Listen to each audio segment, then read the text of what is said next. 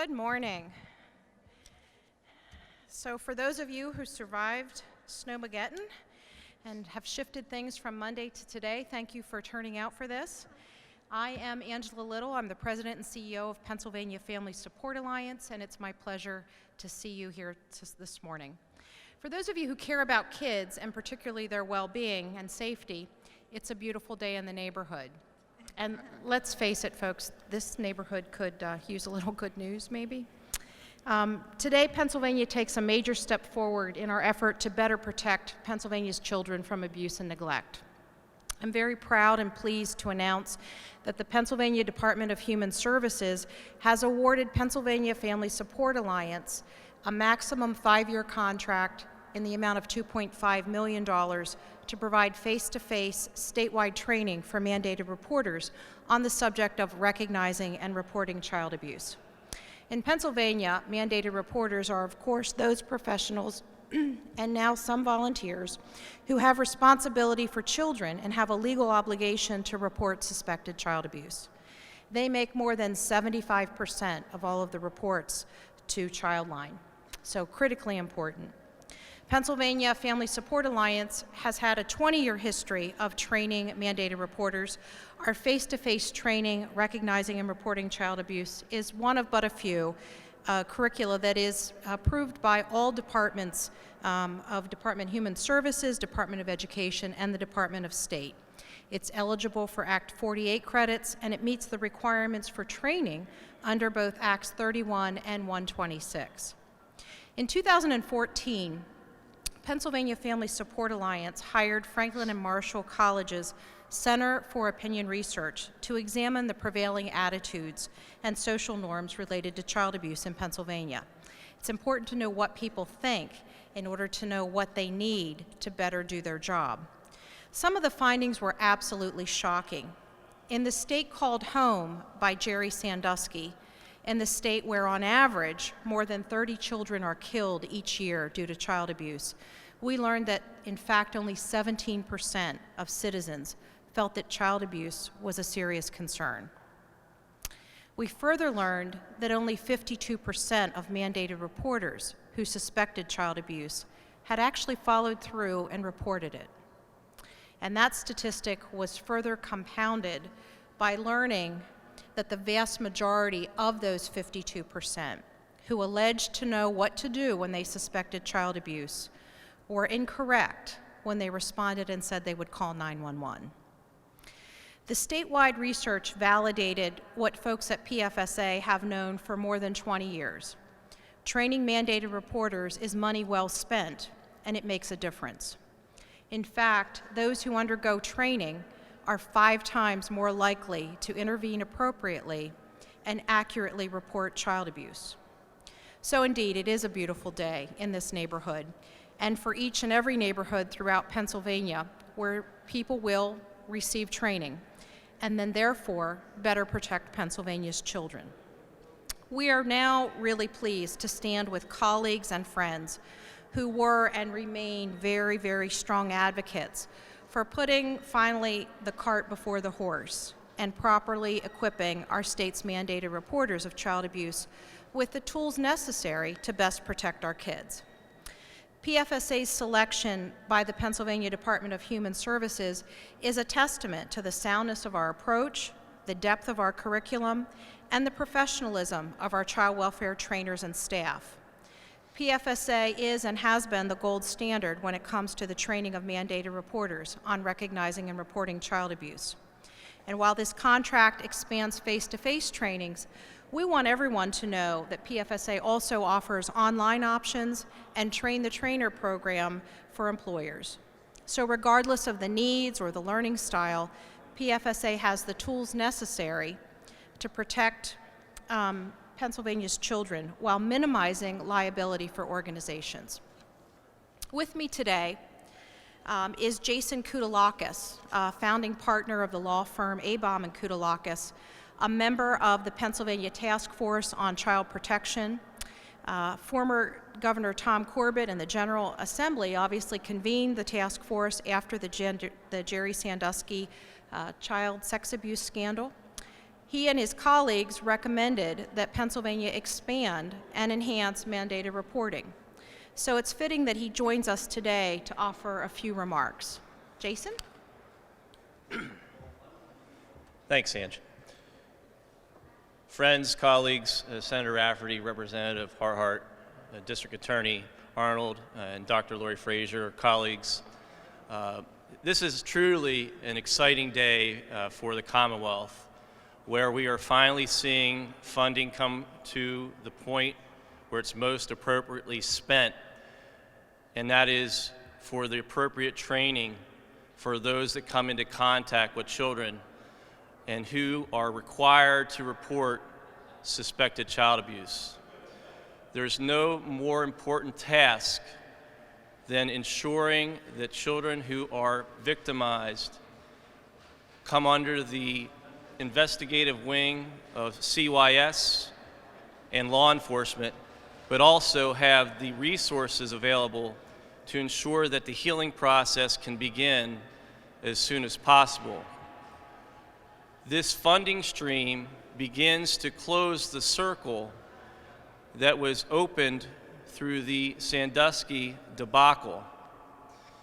It will ensure that the great efforts of the Pennsylvania Family Support Alliance that began over 20 years ago will indeed reach the mandated reporters across the entire state going forward.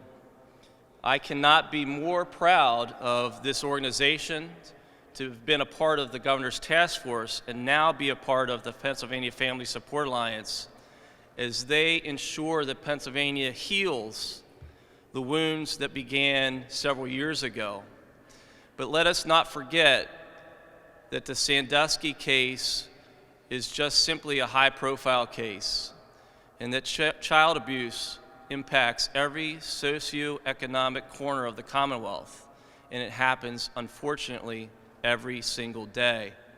And those who are in line to come into contact with them are the first line of defense for those without a voice, for those who cannot speak up on their own. This is truly an exciting day for the Commonwealth.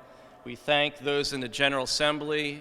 We thank those in the Department of Human Services for ensuring that this great institution will indeed procure the funds and train those that are responsible for making those reports. Thank you, Jason. And at PFSA, we are especially proud to have Jason serve on our governing board of directors. He is indeed an advocate for kids in this state. We would never have reached this vital moment were it not for the very relentless, persistent, and committed efforts of several key members of the General Assembly, some of whom I'm very saddened could not be with us today due to the weather and changes in schedule. In particular, State Representative Julie Harhart. It was Representative Harhart's legislation, House Bill 316, that earmarked funding for mandated reporters. It added on a $10 additional charge to birth certificate copies. We are most grateful for her leadership and eager to hear her thoughts this morning on this special announcement. Representative Harhart. Thank you. Thank you very much. Well, this is an issue that is really near and dear to my heart. This actually, child advocacies and this whole issue started way back when, almost 10 years ago. It took me to get the bill that funds the state-mandated reporters along with the child advocacy centers. So I really thank you today for including me in making the announcements of the award of additional funding to allow for the expansion of statewide reporter training of child abuse. I have been a long-time advocate of children's issues and have fought hard to establish a reliable funding stream to help finance child advocacy centers across the state. These centers are a critical asset to help children who have been abused by providing a place for them to go and to get help when they need it. A key element in addressing the issue of child abuse is to recognize the signs of abuse and to know the correct steps to take to help the child through this tragedy. The contract we celebrate today will do just that by enabling more state-mandated reporters to get the proper training. I applaud the work of the Pennsylvania Family Support Alliance and everyone that is working so hard to ensure the safety and the well-being of our children and our families. Thank you very much.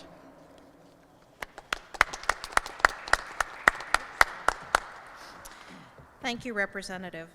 And standing with her today, of course, we want to thank Senator Rafferty for his time this morning. And I feel like I would be remiss if not to point out the extraordinary work of Greg Rassa, the ED of the House Children and Youth Committee, who's here on behalf of Representative Watson today. Obviously, her leadership has been phenomenal through this process. We're also joined today by Dave Arnold. He is the new president of the Pennsylvania District Attorneys Association. I first met Dave by phone a few years ago when he was dealing with a particularly difficult case involving the prosecution of a mandated reporter who failed to report. So of course, as District Attorney of Lebanon County, he really gets to see some of the most horrific crimes against our children. We hope, of course, that the training and the expansion of the availability of training reduces the number of children who suffer, the number of fatalities, and of course, the severity of any injuries. Dave, could you please share a few thoughts with us this morning? Thank you very much. I first would like to also say thank you to some folks up here. Representative Harhart, thank you, and your colleagues for this legislation that provides for the funding. Senator Rafferty, say thank you to the Pennsylvania Family Support Alliance for the work that you do, and also congratulate you on receiving this contract. Jason and the Child Task Force, thank you for the work that you've done, and of course, Dr. Frazier, we work with you quite a bit in our county. I guess I would say, unfortunately, we have to, but you're great to work with, so thank you. As a prosecutor, it's my obligation to protect those who cannot protect themselves and to fight for those who cannot fight for themselves. And our children certainly fall into that category, right into the forefront of the category. I can tell you that our office deals with cases of child abuse every single day. Every single day, our prosecutors and our detectives work on cases of child abuse, and it is absolutely heartbreaking to see the cases that come into our office on a daily basis. I can tell you that these are by far the most difficult cases, both from a prosecution standpoint as well as a human emotion standpoint of having to work with our children in this situation.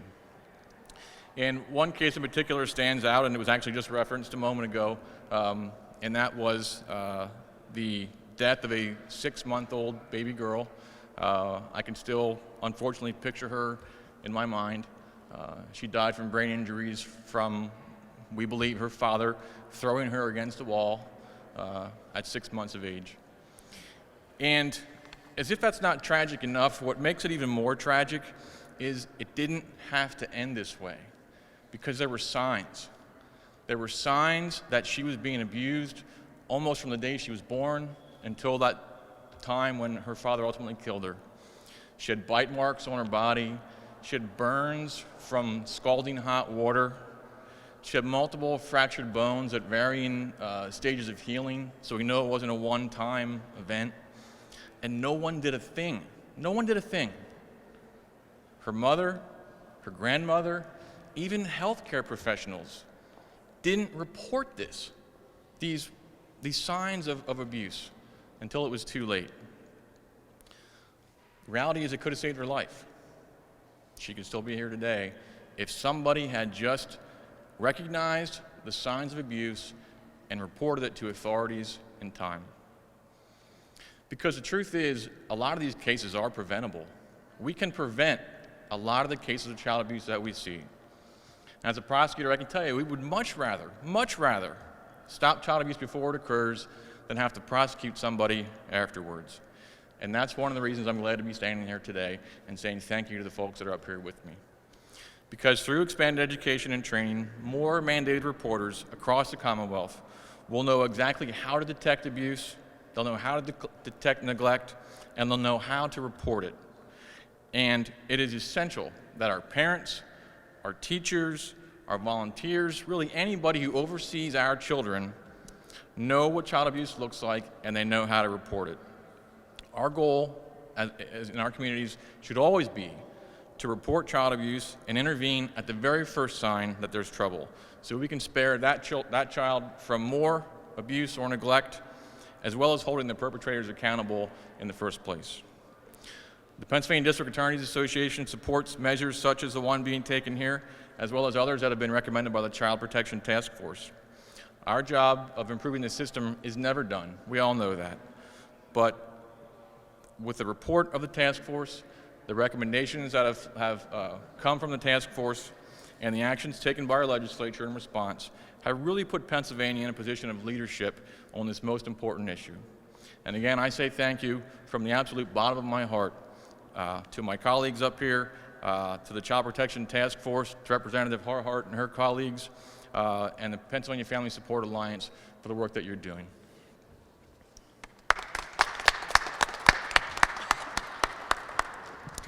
And finally, I am absolutely thrilled and very, very honored to have on Pennsylvania Family Support Alliance's Governing Board of Directors one of the world's foremost experts on child abuse research and prevention.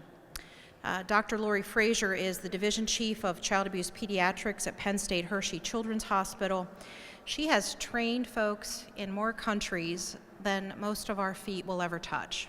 That's the truth of it. She has a lifetime in this work, and you will not find a more dedicated medical professional who will speak strongly on behalf of the safety and well-being of Pennsylvania's children. Dr. Frazier is in the process of developing a clinical portion of PFSA's curriculum that augments our approved training for face-to-face training of health professionals, and we could not be more appreciative for her ongoing consultation with our organization. Please help me in welcoming Dr. Frazier. Thank you, Angela, Representative, Senator, District Attorney Arnold, Jason Kudalekas. I'm a pediatrician. I stand at the bedside of children who are dying or hurt. That's my job. And I have no greater passion than to educate people in early recognition of child abuse and neglect. Because as DA Arnold said, in the vast majority of these most severe cases where children are permanently injured or are killed, there are many signs. I'm compassionate towards mandatory reporters. The reality is they don't understand the law. They don't understand what the requirements are in the law. And they're fearful. Misunderstanding leads to fear of reporting. They know it when it's bad, but they may not understand it when it's at a preventable stage. We are going to put, in conjunction with this great training that the Pennsylvania Family Support Alliance is putting together, we're going to put together a clinical component which outlines the research and the evidence that this is a national standard to recognize these children early on and to prevent the destruction and the devastation, because nobody wins when a child is seriously harmed or killed. The family loses, the child loses, the system loses, society loses. It's all about early recognition. That is a form of prevention.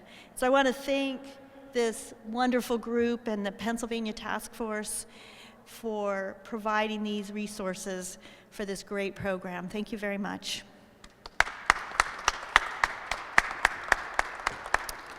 This concludes our press conference today. We thank you for standing with PFSA and calling upon every mandated reporter of child abuse, and in fact every citizen, to make certain that they understand what child abuse looks like and how to properly report it.